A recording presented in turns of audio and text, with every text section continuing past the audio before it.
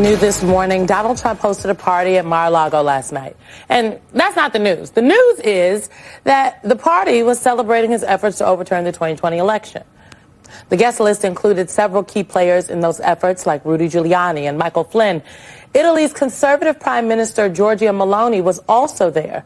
They all gathered to celebrate John Eastman, who advised Trump in 2020 that Vice President Mike Pence had the power to unilaterally discard official electoral votes during the congressional certification process. In a video posted online, apparently taken from the audience, Trump sang Eastman's praises, insisting Eastman was, quote, right the whole time. Tomorrow will mark 4 years since Trump's conspiracy led thousands of pro-Trump extremists to storm the United States Capitol. Fortunately for Trump, Vice President Kamala Harris doesn't share his value set. Tomorrow, she will preside over the certification of Donald Trump's victory. Harris will protect the tradition of peaceful transfers of power as Donald Trump celebrates efforts to destroy it. Joining us now is NBC News correspondent Vaughn Hilliard in West Palm Beach, Florida. Also with us is Boston Globe columnist and co-host of the Sisters-in-Law podcast, Kimberly Atkins-Storr. Vaughn, welcome to you, both of you this morning. But Vaughn, give us a sense of this room. The audaciousness of it, just the in-your-face MFer, you know? We're going to celebrate the overturning 4 years later of trying to overturn an election. You have, Trump himself saying, I'm a big fan of John Eastman. He was right. He happened to be right. That's why they changed the law, and nobody wants to talk about that. They said he's not allowed to do it. He's not allowed to do it. And they convinced him he's not allowed to do it. Our vice president, then right after the election, they changed the laws so he can't do it. Now, what he's referring to is the Electoral Count Act, which Congress did change to basically shore up the ambiguities in the 1887 law that Eastman exploited, that he used against the country. So what was the sense in this room? What was the purpose of this gathering? Is just an in-your-face moment, or just a tale of things to come? Right.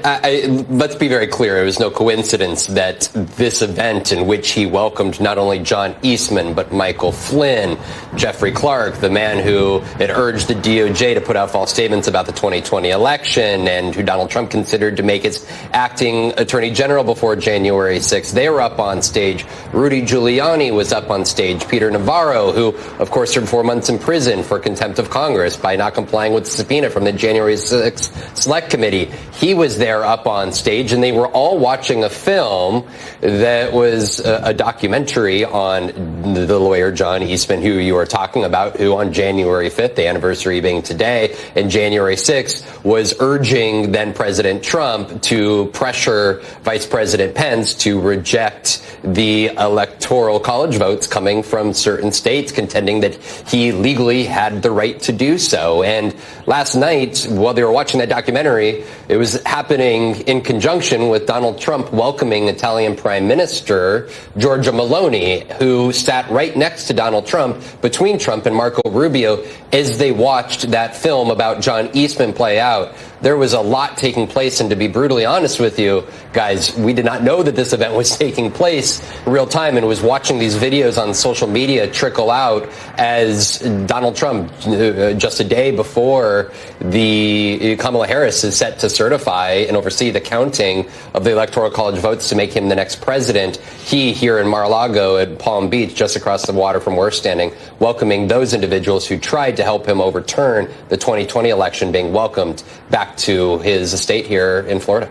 So, Kim, just to underscore what we just heard from Vaughn there, no pool camera, no editorial allowed into Mar-a-Lago for the events, no readouts provided. It's a little bit like they're telling on themselves, like they know that what they are doing doesn't pass the smell test. So let me read you what Donald Trump had to say as he praised John Eastman. He said, "I'm a big fan of John Eastman.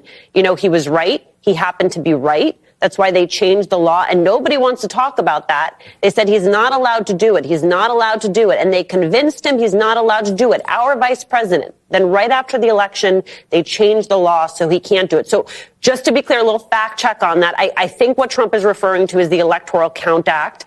It reforms Congress adopted as part of a spending package in 2022. They did not change the law because they believed it allowed the VP to discard electoral votes, but instead to remove ambiguities from the original law. Part of this is to sow confusion and doubt. Kimberly.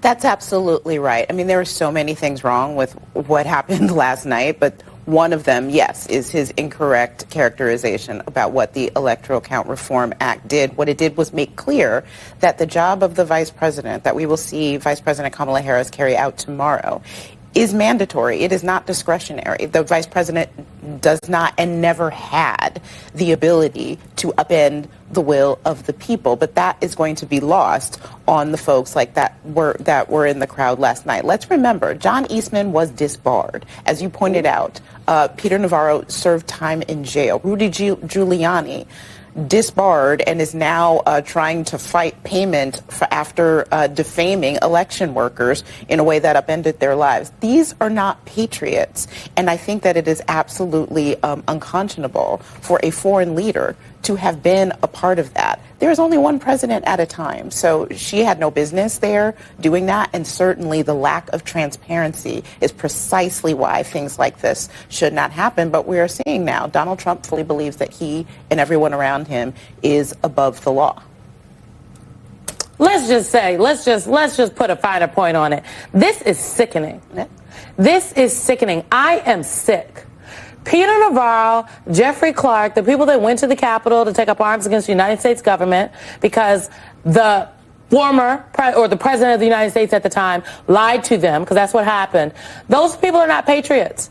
What Donald Trump did last night is a disgrace to this country. It is a disgrace to the Constitution. And to Alicia's point, the fact that they didn't tell anyone about it lets you know that they knew what they were doing was untoward. So they didn't want to put a spotlight on it, but they wanted to do it anyway. Vaughn, how in this next iteration of what folks have been calling Trump 2.0, how can people hold this administration accountable? Because I do think it is not a small thing. It wasn't just some party.